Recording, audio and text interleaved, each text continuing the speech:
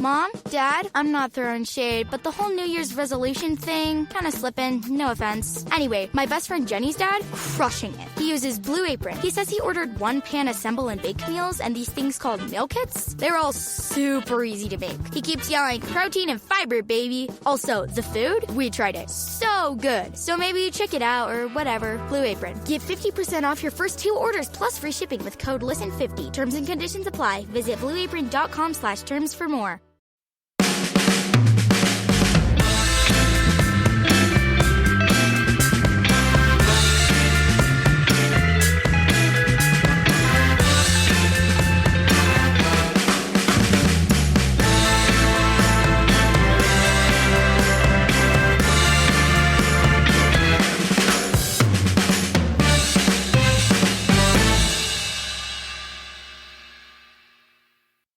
All right, we're doing the end of season Mailbag Pod. I'm with Tom. How are you doing? Yeah, I'm all right, Tom. I'm very nasally, so. Yeah. Hay fever or a cocaine habit? Which one? Yeah, both. Both. Yeah. One, yeah. Skip to one dabble. The other one worse. I don't know which way around it is. Yeah, I've not decided yet. Well, I'm always nasally, and I apologize wholeheartedly to not just you, every single person. I have to listen to you. Yeah, they've all turned off. I'm going to try not to sniff as well, like. Oh, yeah. For an hour. Like, you really don't want to hear that. Just me going throughout the whole time. Yes. That's it. That's as much as I'm going to do. I'm sorry. There are a couple of pods, I won't name them, that of people, one a transfer podcast, one a sort of United-related podcast where they had sniffers on frequent. And it's just like, you're talking good, yeah, like interesting stuff, like discussion, but you're sniffing every 5 seconds, really distracting, can't do it. So. Yeah. I mean, I'm not sure what pods you're talking about, but like, I'm sure there's definitely a few cocaine lads hanging around those types of shows. Unconfirmed rumors. Just before we came on, we were discussing my broccoli salad. So yeah, my body is a temple, pure and healthy I am. Unlike our listeners, looking at some of these questions, things eating at them. Yeah, they're on something stronger than cocaine, aren't they? Some of them, I think. Or some of them very high on hope. Yeah, okay. So the plan for this one is we're just going to go through a list of questions, sort of semi-structured into themes, but usual. These are the best shows. I love these shows. Yeah, it's just going to be free form. We'll go through them and see where we go. Yeah. Since there's no actual football to talk about until the Euros kicks off in a couple of weeks' time. Yeah, England are playing right as we speak, though. I saw the team and had zero interest. Yes. I don't really see the point. They're playing Bosnia and then someone else. Gibraltar. Iceland, I think. Iceland, that's it. Iceland. Scotland played Gibraltar earlier. Yeah. That is ridiculously stupid, in my opinion. But yeah. It's just like, what are you achieving with that? And given that England are playing Bosnia with basically a second string side there, so none of the United City players are there, and obviously Bellingham's not there, and so on. So I'm trying, players in odd positions. What are you trying to achieve? Anyway, we'll see if Jared Bowen on the left wing is better choice than Marcus Rashford. Well, it's 0-0 after 43 minutes, so great. Maybe not. Good. Shame I missed that one. And not. Okay, we'll go through a few of them. I've tried to structure it a little bit. We'll see. Kyle K Hayes 888 on Twitter says, even though this is one of our worst seasons in memory, there were a lot of moments of joy. Do you think this will be remembered fondly? What? I read this one. I was like, the moment of joy that I remember is the FA Cup final and beating Liverpool. Apart from that, no moments of joy. So yeah, I guess the whole FA Cup run, like the Liverpool game was an incredible game. And like, I've heard from people's stories who were at the FA Cup final, they say one person, Darren Richmond, friend of the show. Yeah. He said it was the best United game he's been to since the 2008 Champions League final.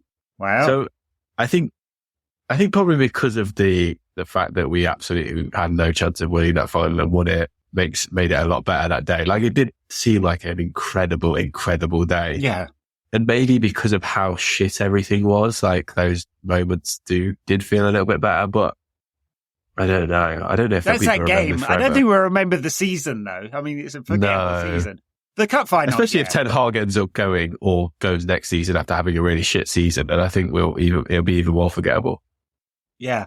Well, related, Jamie Pommy64 on Twitter says, was the recent FA Cup final the best final since 1990, considering opposition, MUFC being underdogs, and since 1990, all FA Cup final wins have been comfortable and losses against top three sides. Yeah, well, the actual 1990 FA Cup final, the final was great. The replay was shit. That was a terrible game.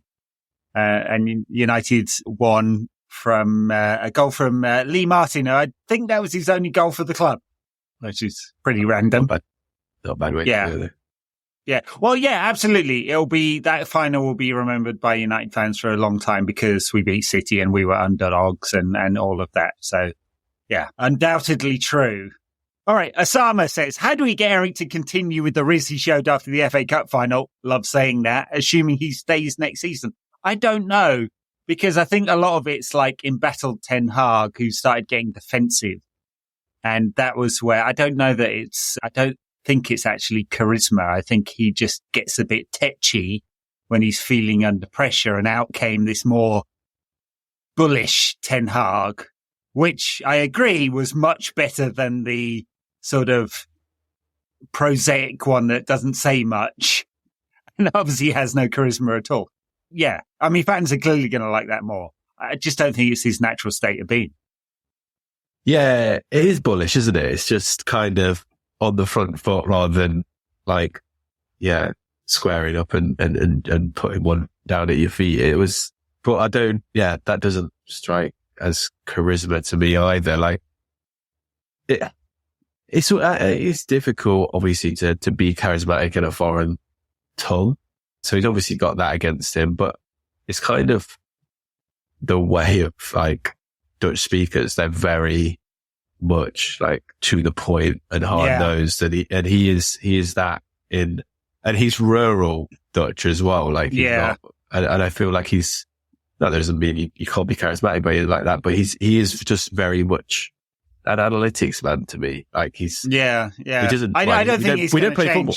We don't play football. Get an analytics guy, but he strikes me as, like you said at one pod, like an accountant. Like he's that type of bloke, and I don't. Yeah, for me, it's not charisma. It's just front foot. Yeah. He's not going to change. He is what he is, and we accept it or we don't accept it. However old he is as well, like 50 odd. Like, you don't change personality at that age. No, I don't think it's a good fit personally, but yeah, I was on with Paul the other day for the season wrap up, and I said I feel a bit ambivalent about him. And I do kind of, because he doesn't elicit strong emotions because there's nothing about him to really hate or like. No, you just want to see him treated well.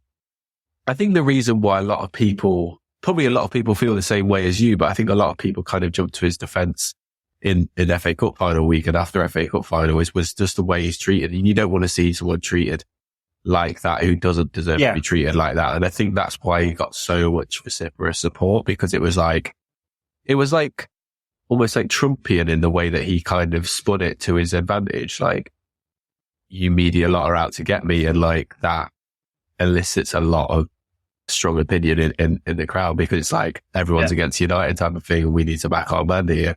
And obviously winning the thing adds fuel to that argument as well. But like, I think without that, like, do people really have that strong opinion about him? Well, I'm not sure. No, and I think it'd disappear quite quickly if he stays, if there's a few early season defeats. All right, talking of which, Ollie Espinas says, if he stays, how does Erik turn this around next season? Yeah. This is the existential risk that I'm sure that all the Ineos crew are thinking about right now.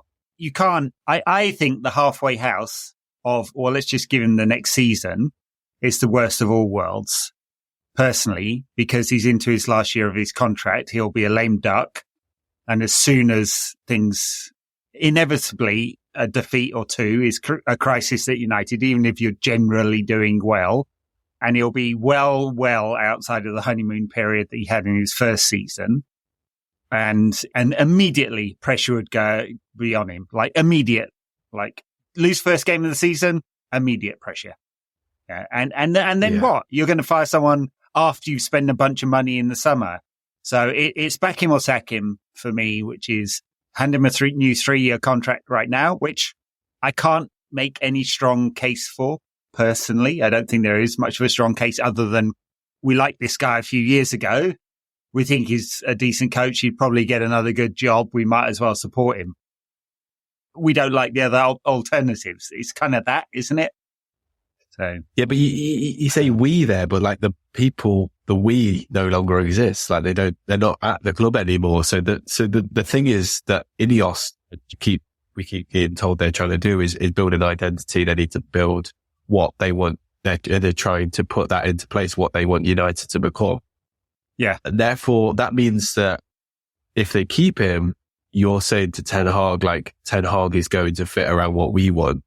Yeah. Rather than we bring in someone to do something that we want, which is the thing that I think could work. But then that's just, you're just square pegging in round hole here. Like, I think. Exactly, I think, personally that Ineos should just go with their own man, personally. Yeah. And that's what, it's ridiculous, but I think it's sensible.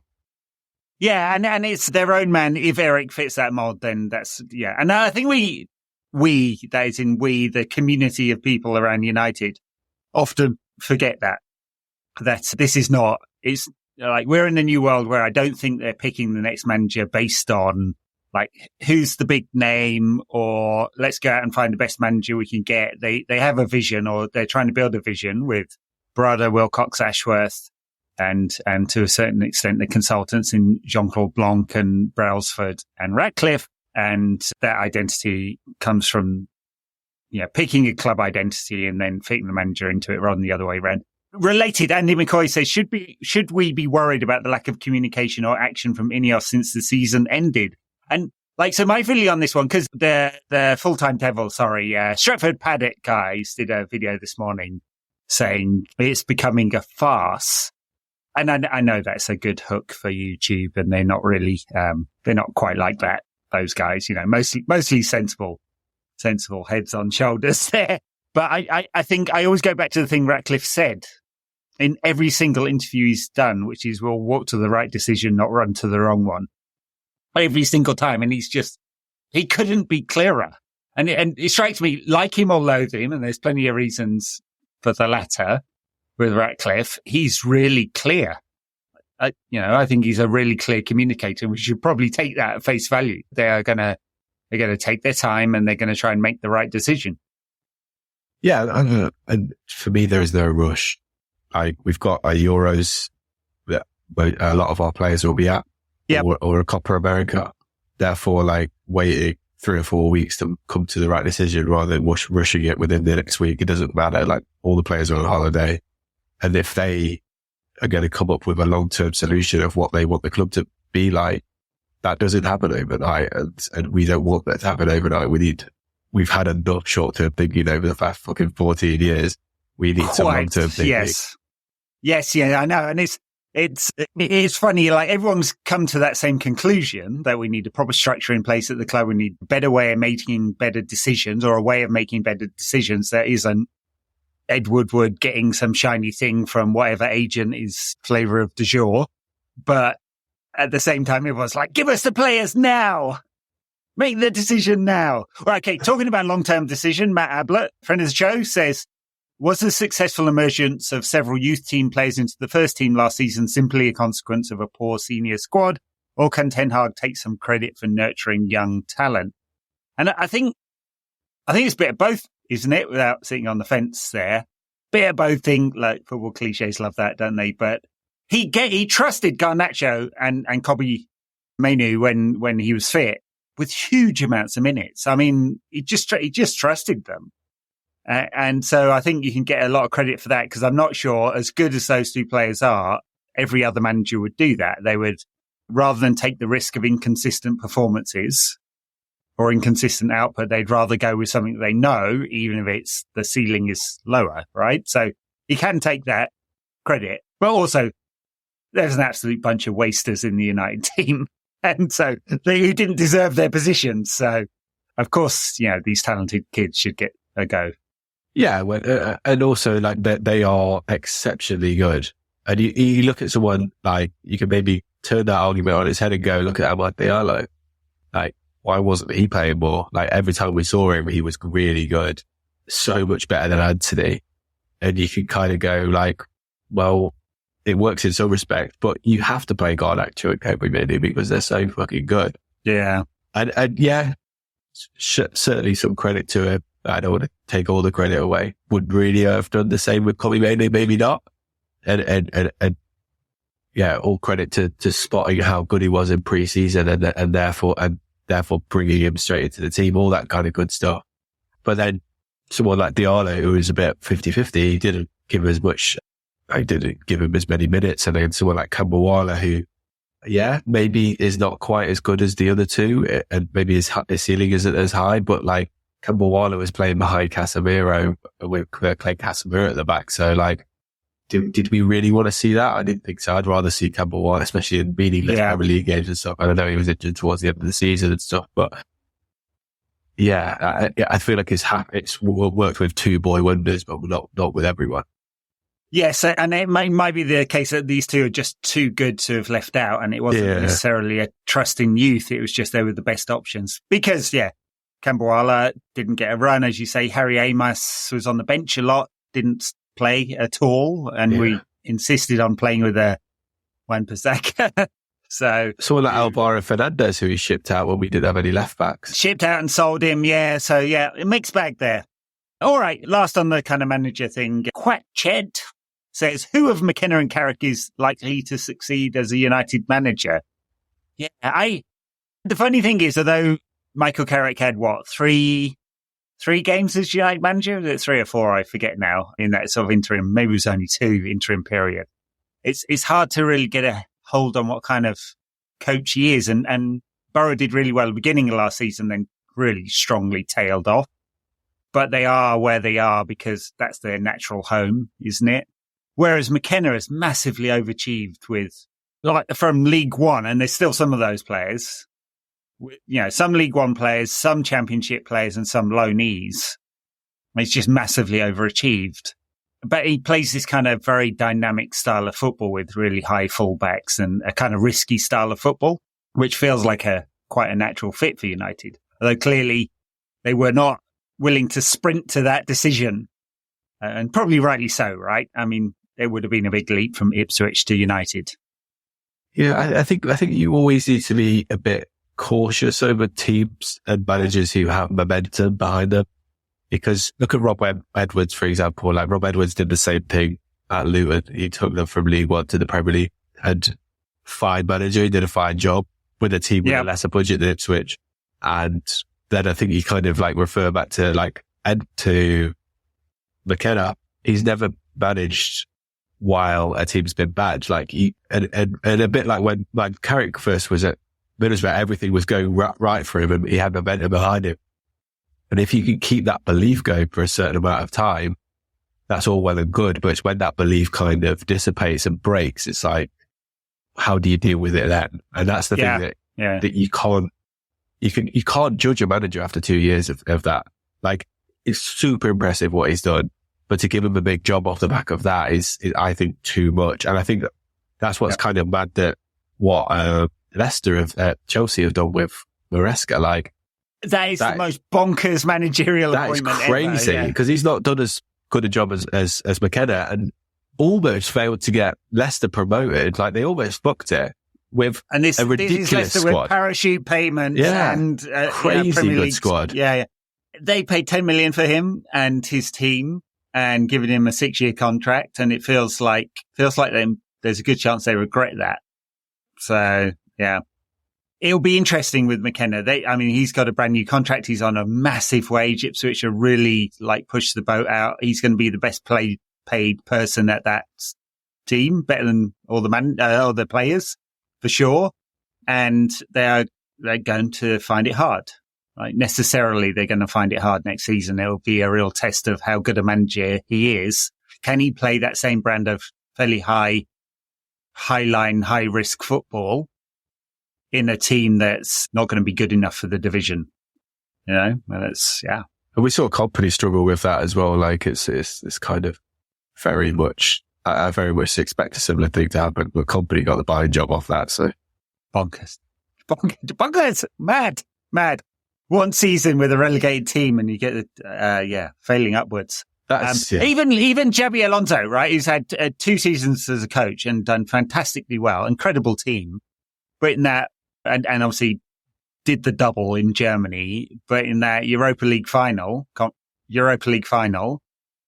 mean, he got outthought, right? And he wasn't able to change it around. And the pattern of that first half where they were just man for man pressed all over the pitch, he wasn't able to go, okay, here's a solution to that, because the same thing happened in the second half as well. And I think, again, all credit to Xabi Alonso, but it's the power of belief. Like, and that's what carried Leverkusen through so much of that season. It's what, I mean, in some respects, it's what carries Real Madrid to the Champions League season after season. It's what carried United in some respects, like in some of their amazing seasons. It's that.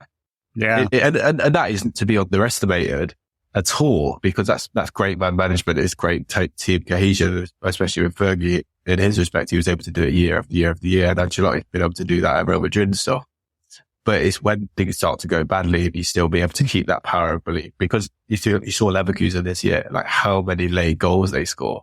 They just didn't believe that they could lose a game. And that is that mentality, which is enormous, which feeds into, you can have all the tactics in the world. I feel like I'm talking like, I don't know, sound nice now, but like mentality is so important.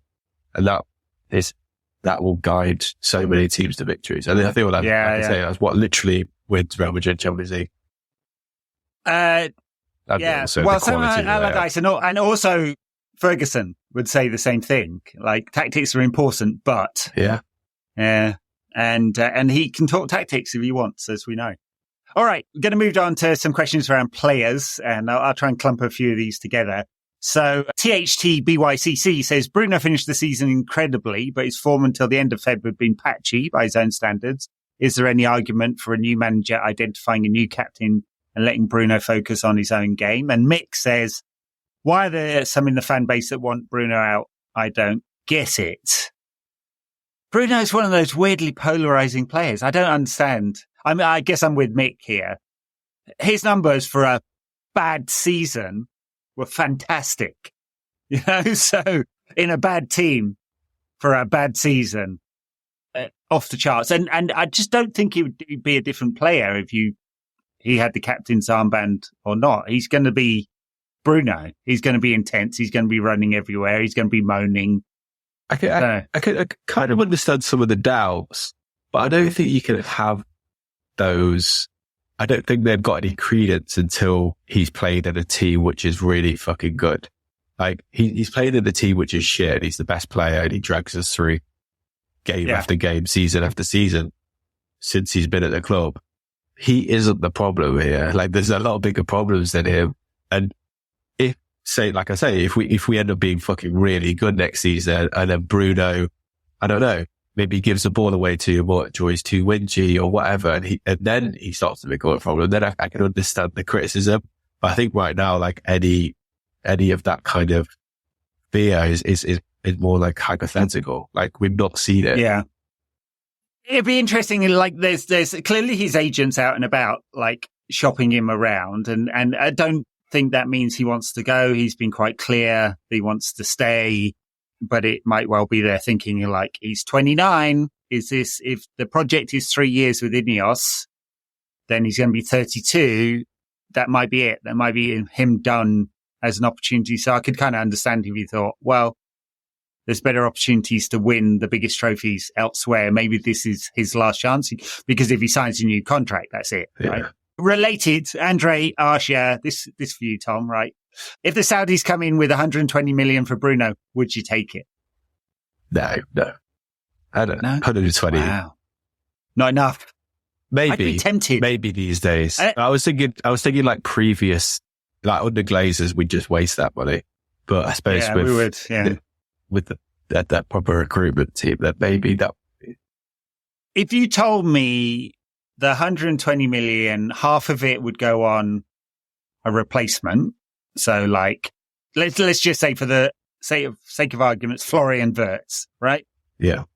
Younger, number 10, and say it was half. And then half could go elsewhere on a striker. You I might be tempted. You are convincing me with that, to be fair. And I'm saying this is a Bruno stan, unapologetic Bruno stan. Yeah. I might be tempted, but it's really if we could spend the money sensibly and get like post PSR FFP rates, not blowing 95 million of it on Anthony Mark II. Yeah, that's I completely agree. Alex Worrell says, given the dearth of striking options and our finances, do you see us rolling into next season with Rasmus, hoping Wheatley is decent and then buy another? Or could we get a promising youngster plus more experienced option without running up against FFP? A lot of questions rolled into one there, but all about the strikers. Do you see enough in Wheatley to say, hey, he could be a backup? No, not yet. Not yet for me. He's obviously really good, but like, I feel like his frame and he's not wicked. He's quick. And I don't know if he's like lightning, which you would need to be, I think, with a frame like that. He has like, and I think because like the Premier League is so physical that you would have to have one of those things. A bit like Rashford, when Rashford came through, he was absolutely lightning and he wasn't that strong. So he could kind of get away with not being in the physical contact. If you aren't that quick, you're going to have to be involved in the physical contact as a striker. Therefore, he's just going to get knocked over the ball too much. I think he needs a loan. Like, no matter how good you are technically as a number 9, if you're not physical, look at Højlund. Like, Højlund is an absolute beast. Like, and you put Rashford up front in comparison, and like Rashford gets knocked over the ball so easily. Like, playing back to goal, like you have to have that physicality, I think, as a number 9, unless you have like searing pace. And I think we do really, really need a striker to sign. Like there's like, and I think someone to compete with Højlund, I think that is what is needed. I mean, I was listening to like the Stick to Football podcast. I think it was Andy Cole was on there, just talking about like who the strikers that he played with. Obviously, we had the treble season where we had 4 ridiculously good strikers, and we did play 2 up top a lot of time. But towards the end of his time there, we were playing 1 up top, and he still was like Van Nistelrooy and Andy Cole, and like Solskjaer was still there and stuff. It's like, and even not even that long ago, when we under Van Gaal, we had Falcao, Van Persie, Rooney, I think one more. I don't think there, but we need to go back to the days where we have more than one striker. Jesus. It is bonkers going into a season with one striker. Yeah. I mean, obviously a lot of talk about Benjamin Sesko at the moment. Seems like Arsenal may be interested, and his release fee is reasonable up till the end of June. So yeah, everyone may be interested in that. And I don't know if he's the man or not. He scored some blinding goals. But I can't say I watch him every week or anything like that. But yeah, clearly needs to be another, whether it's another young striker as a competition or an older one. Given United's budget, it would be a young striker on a reasonable fee or an older one on a freebie or something like that, or something reasonable. But whatever, definitely one more. I have a lot of faith in Rasmus. I think he's got the raw materials. I mean, Andy Cole said on that one, he gets too involved in the physical contests and should be looking at space a bit more. And I do think when he gets the ball in front of him, he's so dangerous and he doesn't spend enough time with the ball in front of him. Yeah. A lot of that is to do with the tactical system, which gets the ball into the wide players to cut in and shoot. And Rasmus's role partly was to occupy the central defenders to create space for others. And that's just been Ten Hag's tactical approach, which I think is a waste of Rasmus's qualities, personally. Yeah. Okay. Michael Lapidid says, should United just buy out Casemiro, like what Arsenal did with some of their highest earners when there was no market? If there is no market for him, United performed much better when he was dropped. It's tempting because I don't think the Saudis will actually pump. Like, if you actually look at because there's been a lot of talk today of Casemiro to Saudi, right? Yeah, caught offside. Did you see that rumor that they're always shit, but like they said that like they're trying to buy him for 80 million or something. I don't buy it. I don't think there's a market because I think actually what Pip did, because they own 4 and then 4 PIF alone aligned companies own 4 others, and there's one more coming up, right? So there's going to be 9 Saudi state owned of the 12 in the league or whatever it is. It's not often presented like that, which is kind of interesting. It's actually really funny because Hungarian football is like that. We have 11 of the 12 teams are owned by Orban or Orban's allies, which is just ridiculous. Well, so is all the media and the courts. 90% of the media as well, yeah.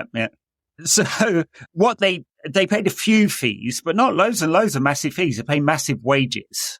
And so they paid a pretty large fee for Ruben Neves. Who else did they pay large fees for? I feel like the Chelsea lads, did they pay a bit for the Chelsea? Like Edouard Mendy, maybe like 20 odd for him, Kante? Maybe, yeah. Oh, not much though on those. Yeah. Neymar was a freebie, or did they pay money for him? I can't remember now. I can't remember that either. I feel like they might have paid like 50. And Cristiano Ronaldo is a freebie. So yeah, I don't know. It's obvious that they're going to do that. Pay a huge fee. I think that might be United. And of course, like the previous regime were out there trying to flog players. But even if it's getting him his wages off the books, that's quite valuable. If we don't think there's no point in him. If we don't think he's going to suddenly make a physical comeback, then he's not a starter for United. Unless we play an other DM alongside him, which means it's one of Kobbie Mainoo or Bruno Fernandes, right? It doesn't make any sense either. So, I don't understand the strategy that has Casemiro in the side week in week. And in that case, just letting him go on a free, whether it's buying him out of a contract, I think that would be too much. Yeah. I think that would be like £40 million or something like that. Or finding someone to take him on a freebie, then that might. I think the Saudis would take him on a freebie for sure. I think we'd even be able to get 5 or 10 million out of that, to be fair. But it just shows, I think Amrabat playing in that defensive midfield position just shows how much that he was an average midfielder, like how much better we looked when he was there, which is a big sad. Don't tell the Saudis that. Like, maybe we should be talking about how good he has been this season, but yeah. I think it's also that was a little bit to do with changing the system though. Yeah. So Amrabat came in when they compressed the space against Arsenal, Newcastle and City. They shrunk it down a lot, and they were a bit more open against Brighton, where it looked more end to end, and he looked shit in that game. So, but at least he doesn't run out and just slide on the floor, and then they can just run past him like, I don't know, like an 8-year-old playing FIFA, or get booked doing that when you actually manage to catch someone. So that's it. Casemiro is too slow to actually get them most of the time, but when he does, yellow card, merchant. Yeah. I say that very respectfully, Casemiro, if you're listening. I know you don't like that. It's just sadly, the physicality is gone, and the Premier League is no place for that at all. All right, a few questions came in about some older players. Simon says, if you could have any one retired player from United's history in their prime in the team right now, who would it be and why? Oh, I'll let you go first. I have an idea. I was thinking like a Keane or a Robson. I feel like an absolute midfield general who is also a ridiculous leader who would set the standards not just in the game but throughout training and every facet of the club. I feel that would be that kind of just win at all cost mentality, also with the absolute ridiculous footballing brain and ability. I feel like that would be just a game changer for United. No, I fully agree. That's who I'd written down for that one. And if not that leader, central defensive leader, like maybe a Yapstam or something like that. Yeah. I mean, obviously Rio is probably an even higher quality player. I don't know if it's that kind of leader, really. Yeah, and I feel like when we mention some of these old names and we think about, like, what have we missed these last 10 years? Think how good. If you go through the team of the last United team that won the title, and that was one that was like on its last legs, clearly, just like 10 of that team would walk into the current team, wouldn't they? Yeah. And and all 10 of them would be the best player in the team apart from Bruno, probably. Yeah. Yeah. Kakatar says, why did we sell Fred again? I feel like we said this at the time. We said this at the time. Like, we lost Someone Could have done with him this season. I know Scott McTominay scored 10 goals, but like he's not a dynamic man. And like, especially when Casemiro's like clearly lost his legs. Like I loved Fred's dynamism. He had limitations, but he was a great squad player. And maybe, I think we said this at the time as well, maybe he was just leaving because he wanted to play first team football. He was never going to be guaranteed that at United. He was always going to be a bench boy. He's always going to be a squad player. And like I said this at the time, like fair play if he just wanted to go to Fenerbahce and play week in, week out. And they had a really ridiculously good season and somehow did win the title. So, and apparently he was quality there. So like, fair enough, I think. But like, yeah, I think he was a loss. Talking of Fenerbahce, Mourinho. Oh man. I mean, I've got to say, it's going to be car crash. Yeah. I don't want to get into too many cliches, but quite a volatile fan base. Incredible fans. Incredible. I mean, all three of them actually, Besiktas, Galatasaray and Fenerbahce, incredible fans. Yeah. The noise they make at Besiktas, like something else, isn't it? But I don't know. I feel like he could cause a riot. There's something about Mourinho's going to rub them up the wrong way at some point. I also think because they had such an incredible season, I think they got really far in the, they got really far in the Conference League. They lost to Olympiacos, I think in the semi or the quarters and got 99 points. I feel like, I don't know. Did they sack them manager for getting 99 points and losing the title? I don't know what happened there. But like Mourinho's not harsh. It feels a little bit hard. I feel like Mourinho walking in there is like, feels combustible. Absolutely. It's going to be great. I'm going to be watching the Super League, no doubt. I will be tuning into that.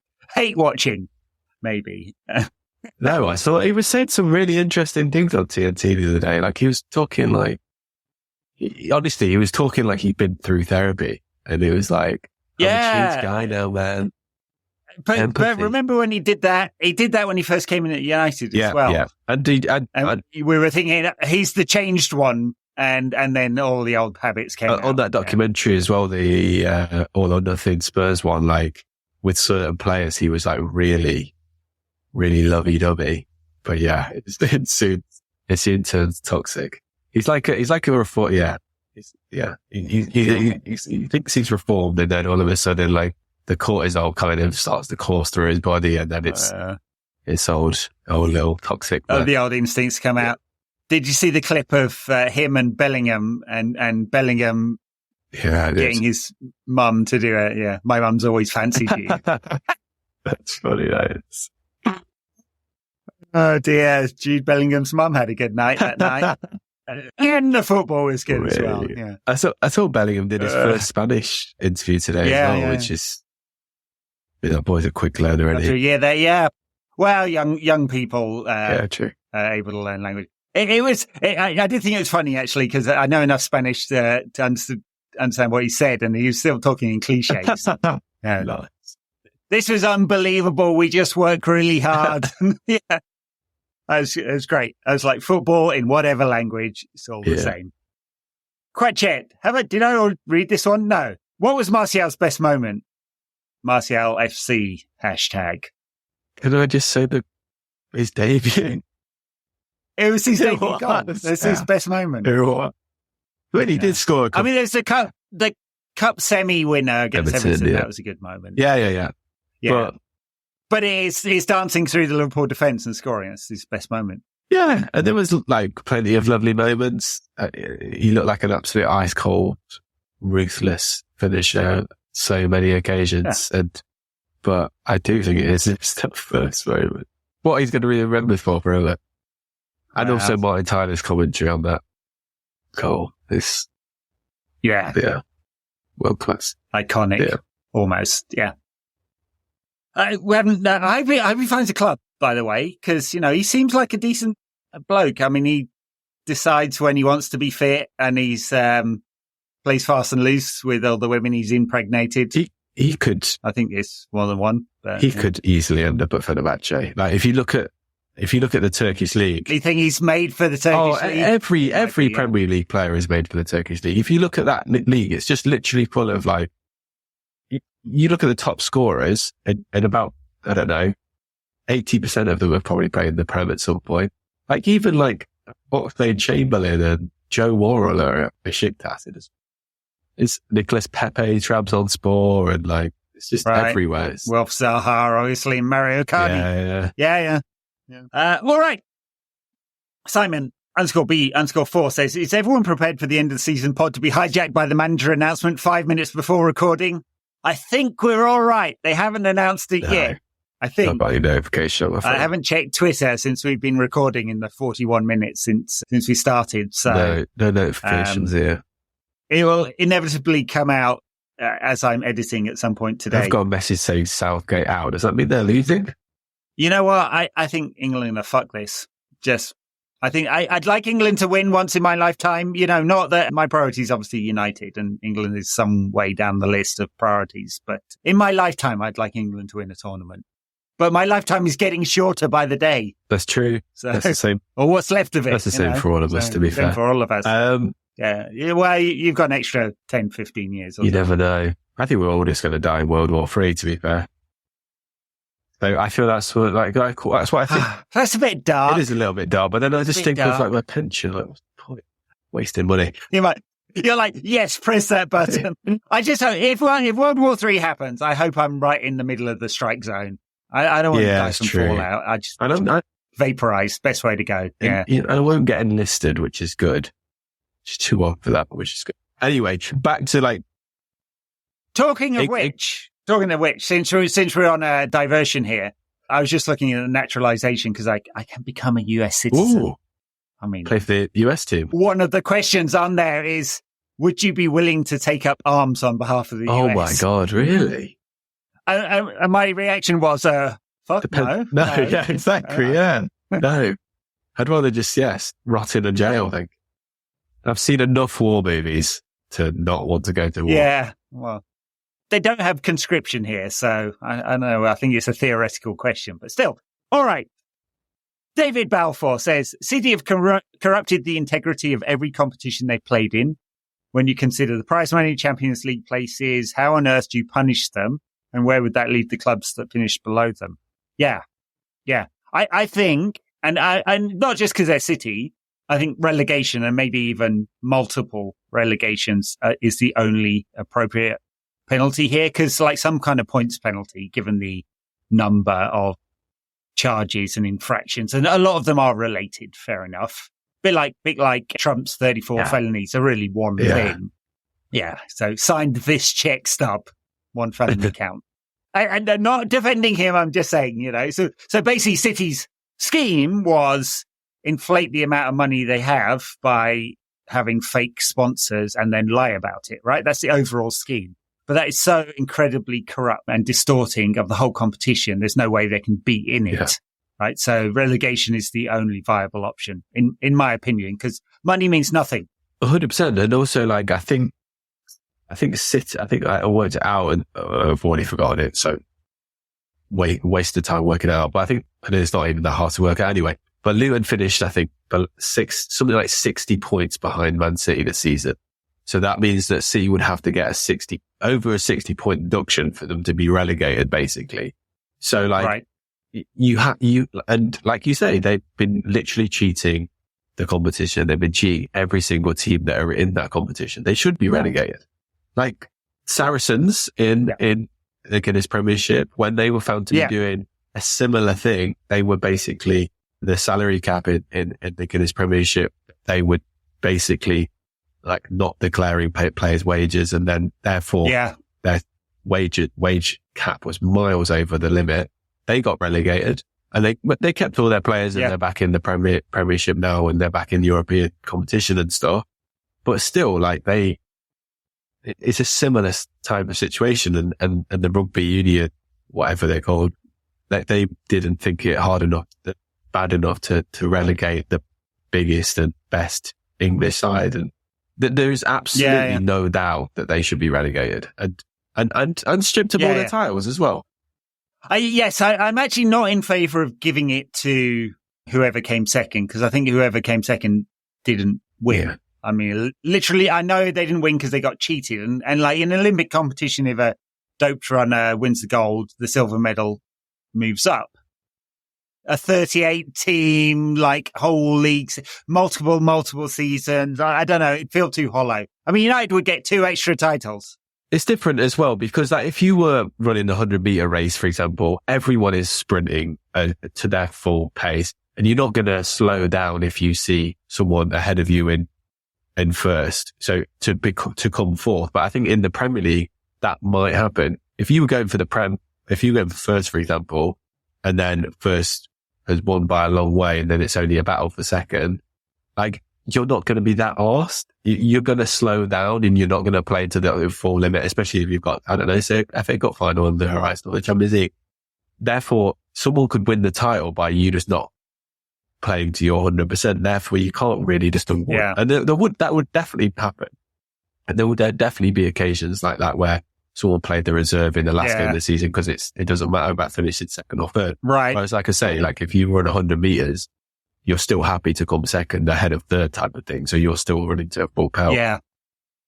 I think that's a fair argument, actually. Yeah, we don't know the knock-on effects, and therefore, how do you calculate it? Yeah. Yeah, so relegation, maybe multiple relegations. Or maybe, here's an idea. Everton got what, an 8-point deduction for their financial penalty, and then a 4, and they were both reduced on appeal. So let's say 8 points per infraction, 115. So 8 times 115, and they have to keep playing until they've worked off those points. Yeah. That would be excellent. Yeah, because that would relegate them a couple of times at least. Maybe 3. So they'd be playing for pointless. And then they completely demotivate all those players for several seasons. Who, well, all the stars would leave because they wouldn't want to be part of that. Demotivate players because they're playing for nothing other than the cash. So maybe it'd make them 5 or 6 seasons to get back up. So anyway, whatever. I'm being facetious, but it should be severe because this was, even though it's harder to cheat in this way now because the stable door has been bolted or closed after the horse is bolted, it's got to be extremely severe. I think also like the integrity of the league is at stake here as well. Like you've had a team that have been cheating the system, they're cheating the competition for 6-7 years or whatever it is. Like, what are you going to do about that? Are you just going to say, oh, well, it doesn't matter, like slap on the wrist type of thing? Or are you going to say like, you've literally fucked over the competition here, the most watched game, the most watched league in the world. Like, we need to come down hard on this. Yeah. Well, it's damaging the integrity of the competition that it's taking so long. And I kind of understand why, because of, well, both City obfuscating and not giving over the data they had to give over. And we had 3 years of a court case of City arguing they didn't have to give over this data. So that delayed everything for 3 years while the Premier League couldn't get the full picture. I don't know whether they will have given, the chairman literally said, I'd rather spend 50 million on lawyers than 50 million in fine. So we don't know that they've handed over everything now. There could still be gaps there. But given that, and like how many charges there are and how much City are likely to be fighting all of them, and the makeup of the independent commission. And so I kind of understand how it's taken so long. There'll be legal appeals. I think Kieran Maguire on the Price of Football podcast was saying that he thinks it'll be September. What he's heard on the grapevine is September for the hearing and then into 2025 for a decision. So we may get a whole other season. And people are saying these charges are from years ago, but they've built up their base. The reason why they have the biggest revenues in the Premier League now might well be because they're still cheating on the sponsorships and they've got Abu Dhabi-based sponsors, but also because they built up this base of success. So they're all related. All right. Nick Rogers says, it's still not clear, given the new hires and the nature of the reported briefs, who is in charge of transfers this summer. Do you know who has the final say? It's a really good question because given what happened with Ashworth and his emailing himself, still, fucking hell, for a supposedly professional operator. I know. He's supposed to be all about competence, isn't he? I know. Mind you, like, I pretty much, I once sent a client of mine, this is 15, 17 years ago. I meant to send one of my colleagues a rather offensive message about a client of mine, and I sent it to the client. Oh my God. That happened in the thick of it. Yeah. That literally Yeah. I apologized and she forgave me. But this is very early in my career and being extremely dumb. Wow. That is hilarious. Yeah. She forgave you? Yeah. Wow. Yeah. Amazing. Anyway, I don't know who's in charge because Barada doesn't start until July. I think I'm right in saying 13th of July. And Ashworth, we don't know when because they haven't come up with a fee yet, an agreement. Yeah.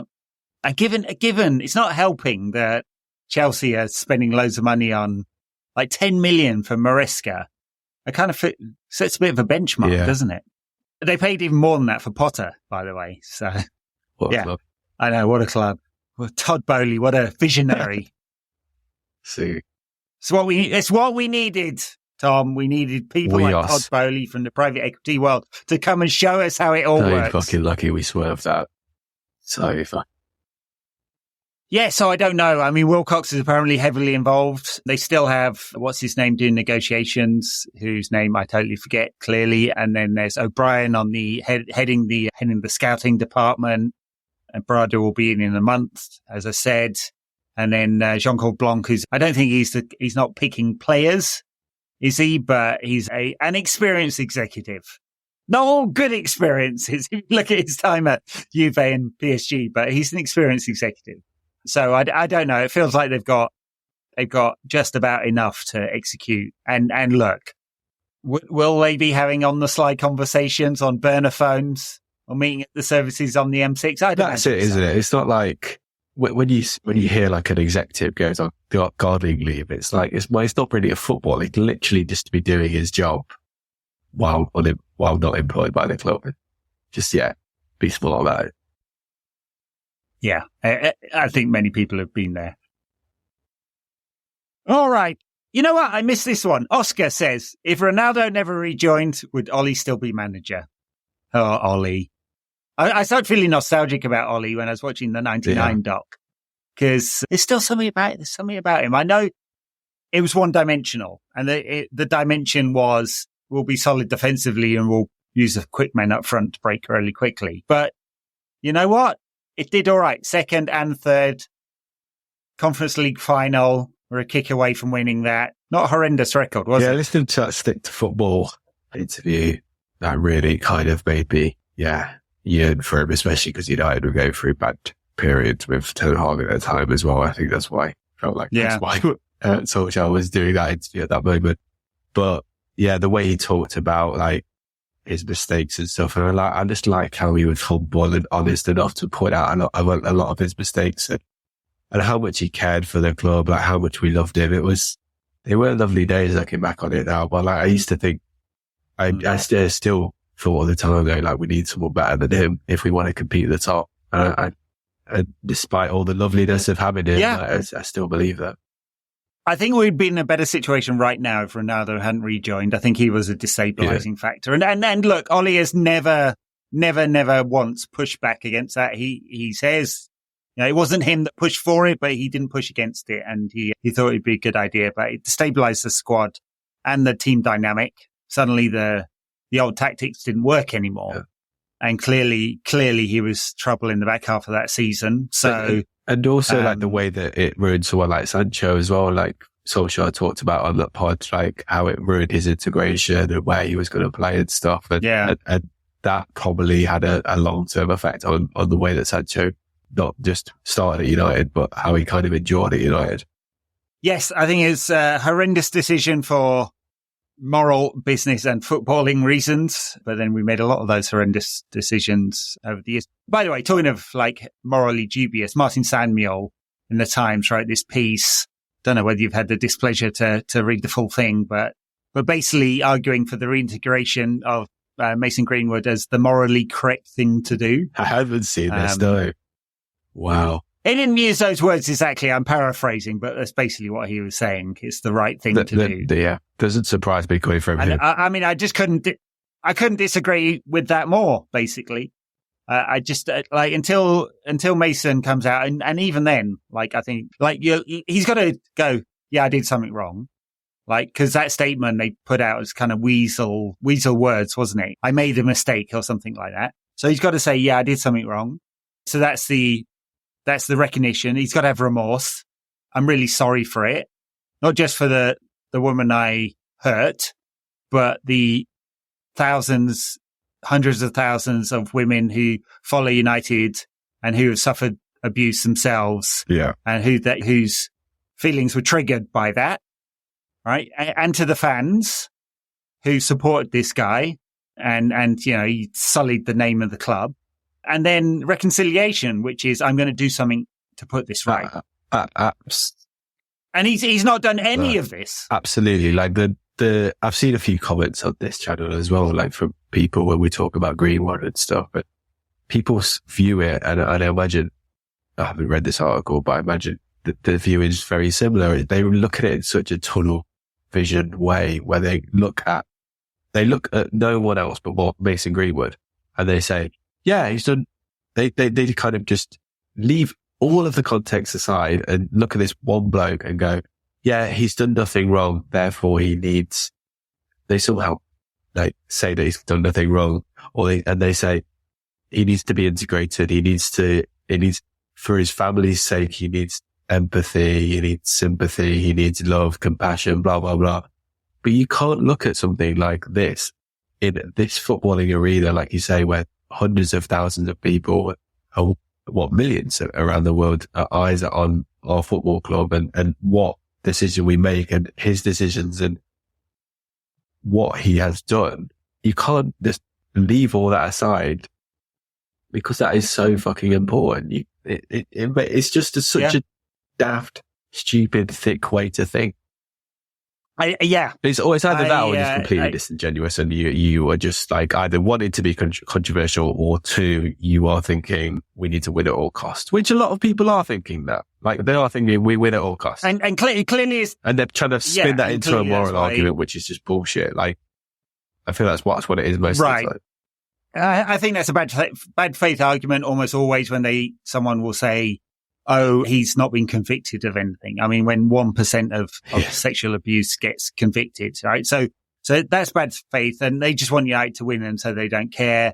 And that's football fans, isn't it? I mean, Newcastle fans and City fans have been bought basically using that. They want to win at all costs. And although I did notice this week that Borussia Dortmund fans, and of course it would be Borussia Dortmund fans, push back against Rheinmetall, a weapons manufacturer who's their new sponsor. Yeah, a weapons manufacturer that delivers weapons to a current conflict in which people are dying in the thousands, right? So, and no matter what your take on that conflict, no one should want civilian deaths, should they?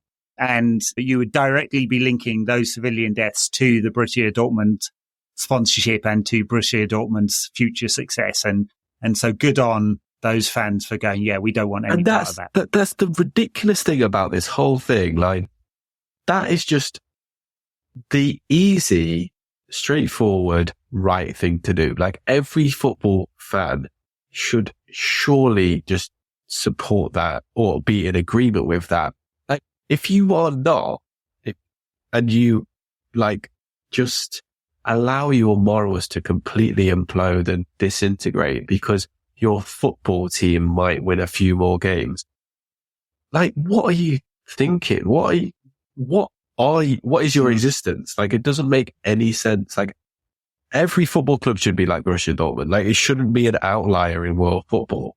Like, every City fan, every Newcastle fan should be exactly the same. Like, it's just mad. Well, we can argue as a community, don't we, that we say, hey, these are community assets and they're important. And therefore they should be regulated to protect these community assets. Oh, but if there's some way I can get ahead and my team can get ahead, fuck all that. So, yeah, and anyway, good on Borussia Dortmund fans. It's not the first time this kind of thing has happened in German football where, I mean, because obviously they have professional management teams to run the entity, even if there's 50+1. And sometimes those management teams, it happened with, was it Qatar Tourism was sponsoring Bayern Munich? I forget. I may be wrong about the sponsor there, but something like that. And they pushed back against that one. And in fact, invaded the AGM So Dortmund's next AGM could get quite spicy. And that also comes after rumours they were linked to Mason Greenwood as well. Like, what is happening at that club? And then there's also like big rumours. I don't even know if they're rumours, but like I think Ken Early wrote about this today, about how the German government were kind of leaning on Borussia Dortmund to take this deal with the arms manufacturer. So what the fuck is going on there? Right. Like, yeah. Wow. Well, that wouldn't be a surprise because, look, the British government lent on the Premier League in order to get the Newcastle deal completed, and the football regulator white paper, which won't go through before the general election, and so could become completely different by the time the new government comes into place, had a carve out for national interest as well. You know, and in the case of Saudi and Newcastle, there's some obvious both energy and arms interests there. In the case of UAE, it's energy and trade. In the case of Qatar, if it had been Manchester United, obviously major provider of liquid natural gas. And so that carve out was clearly put in there with the government thinking about, well, what are our national interests? Okay, well, we don't want these owners, but this one's in our national interest. And by the way, I'd feel like if BAE Systems or you know, any of the British manufacturers of weapon systems wanted to sponsor United, I would not be comfortable with that as a fan.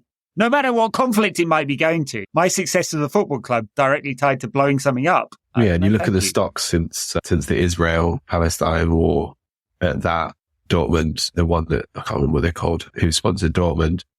Yeah, their stocks have just skyrocketed and literally just profit from wars. Russia, Ukraine's also provided a great market. Yeah.